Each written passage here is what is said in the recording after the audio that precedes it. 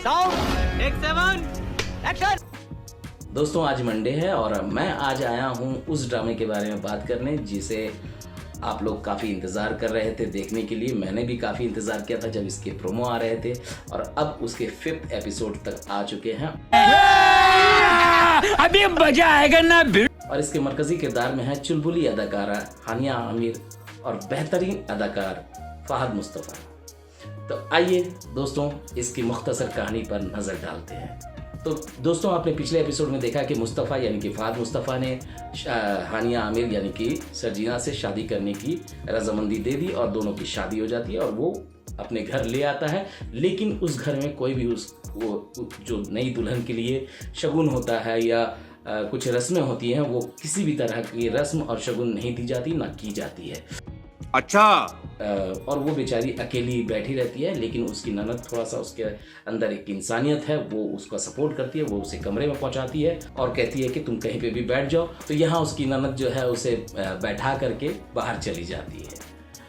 उसके बाद हानिया आमिर को उस घर में थोड़ा सफोकेशन सा महसूस होता है, उसको बदबू सी आती है, वो बाथरूम में चली जाती है। फिर इधर फहद मुस्तफ़ा इंटर करता है और वो दरवाजे नॉक करता है कि भाई मुझे भी बाथरूम जाना। उसे भी काफ़ी ज़ोर की लगी रहती है तो वो वहाँ पे आवाज़ देता है। काफ़ी देर के बाद हानिया आमिर यानी कि सरजीना बाहर आती है, उसके ज़ोर की लगी है और उसके बाद फिर वो खुद भी बाथरूम में जाता है और बाथरूम में जाने के बाद फारिग होकर के वहाँ से आता है। फिर दोनों के बीच बातें होती कि भाई शादी होगी अब आगे क्या करना है। लेकिन यहाँ पे हानिया आमिर यानी कि सरजीना कहती कि मुझे भूख लगी है, मुझे प्यास लगी है। पहले पानी मंगवाती है, फिर खाना मंगवाती है, बिरयानी खाती है मज़े से शादी की और उसके बाद दोनों के बीच बातें होती कि अब आगे क्या करना चाहिए। लेकिन आगे का कोई ऐसा प्लान नहीं है, कोई विज़न है ही नहीं, तो बातों को यूं ही आगे कर दी जाती है। दूसरे दिन सवेरा होता है तो खाला पहुंचती हैं सरजीना को लेने के लिए और उसके बाद वो लेकर के अपने घर जाती हैं। शाम के वक्त फ़ोन करती है सरजीना फहद मुस्तफ़ा को कि भाई मुस्तफ़ा आओ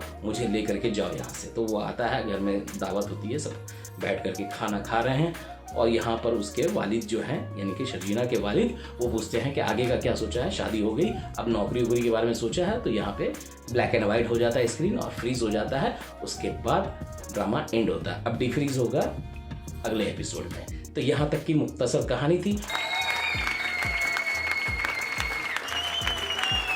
तो आइए सीन को एनालाइज करते हैं।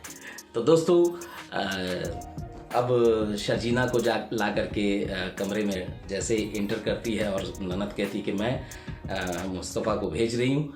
इतने के बाद जो है सरजीना को वहाँ पे अजीब सी बदबू आती है। वो थोड़ी देर के बाद में मतलब एकदम परेशान सफोकेशन सा उसको महसूस होता है, घबराहट होती है और वो सीधा मतलब वो क्योंकि वो जिस कमरे में आई है वो फहद का कमरा है और वो बैचलर है और उसको बेतरतीब तरीके से रहने की आदत है। उसको किसी भी तरह से मतलब सिस्टम से रहना नहीं है।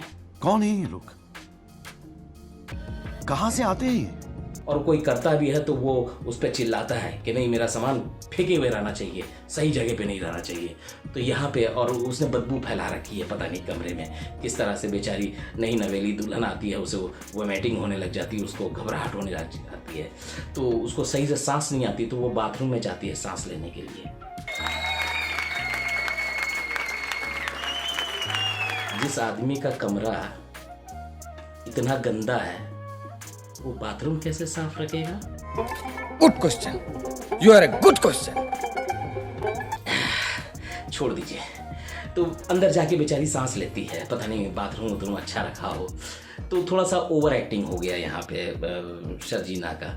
अच्छी अदाकारा है बाकी जगह, लेकिन यहाँ पे शायद उन्होंने आगे पीछे पूछा नहीं, ये लॉजिक उनके दिमाग में आया नहीं होगा, डायरेक्टर से पूछा नहीं होगा, असिस्टेंट से पूछा नहीं होगा, सीन करने को कहा गया कर दिया होगा। लेकिन लॉजिक यही था कि जिस आदमी का कमरा गंदा है तो बाथरूम कैसे अच्छा हो सकता है।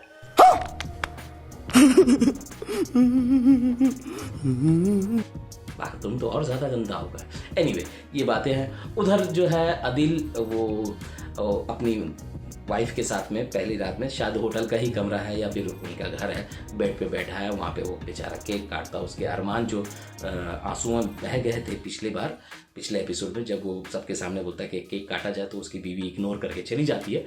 और ससुर भी इग्नोर कर देते हैं, तो वहाँ से उसका बेचारे का दिल टूटा था। लेकिन यहाँ पे उसकी बीवी ने दिल जोड़ने का काम किया और केक काटते हैं। और सबसे अचंभे की बात यह है कि जो बीवी इतना इंग्लिश एक्सेंट रखती है और फॉरेन कंट्री का उनके अंदर में एक्सेंट है, हमेशा अंग्रेजी में बात करती है, यहाँ पे प्योर उर्दू में बात कर रही है। पागल हो गया। मस्त है और कोई एक्सेंट नहीं है। भूल गई थी बेचारी करेक्टर, एकदम करेक्टर भूल गई थी। फिर अगले पल उसको याद आता तो फिर इंग्लिश में बोलने लग जाती है। अरे भैया रीटेक कर लेते, फिर से वापस उस शॉट को दे देते। फिर अगले सीन में एकदम इंग्लिश बोल रही है। इधर आदिल अपनी बीवी से उर्दू में बात कर रहा है और उधर बीवी लेटे लेटे जो बेड पे अंग्रेजी में बात कर रही है। उसको दिखाना कि मैं बाहर कंट्री से आई हूँ। ये बेचारा गली मोहल्ले में रहने वाला लड़का अच्छा खाली हैंडसम हो गया तो उस पर बेचारी का दिल आ गया। अंग्रेजी तो आती नहीं थी, तो इसलिए वो सवाल उर्दू में करता है और जवाब वो अंग्रेजी में देती है। बात तो सही है। एनीवे, अगर आप चाहें तो इसको इग्नोर कर सकते हैं। मैंने तो इग्नोर नहीं किया, बस मुझे लगा तो आपके सामने वो बयान कर दिया। बोलने दे, तकलीफ हुआ है बेचारे को, बोल बोल।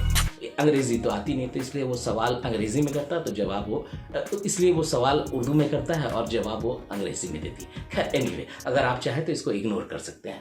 मैंने तो इग्नोर नहीं किया, बस मुझे लगा तो आपके सामने वो बयान कर दिया। तो ये कुछ एक पॉइंट है दोस्तों। और अब आते हैं दोस्तों स्टोरी पे। स्टोरी बहुत कमज़ोर है, मैंने पहले भी कहा, इसमें कुछ करने लायक नहीं है। ये स्टोरी हज़ारों बार देख चुके हैं कि किसी की शादी हो रुक जाती है, वहाँ पे कोई खड़ा हो जाता है, चाहे उसका भाई हो या कोई अनजान आदमी हो, वो शादी करके ले आता है। घर वाले फिर जो है वो उससे खुश नहीं होते, फिर वो धीरे धीरे लड़की जो है सबको अपने दिल जीतने का काम करती है, उसका बस वही काम है। तो इस तरह की कहानी हमने हज़ारों देखी है। इसमें भी देखिए ज़बरदस्ती का ट्रैक को, अब इसका टेंशन दिखाना ना कि इतना आसान लाइफ तो है नहीं।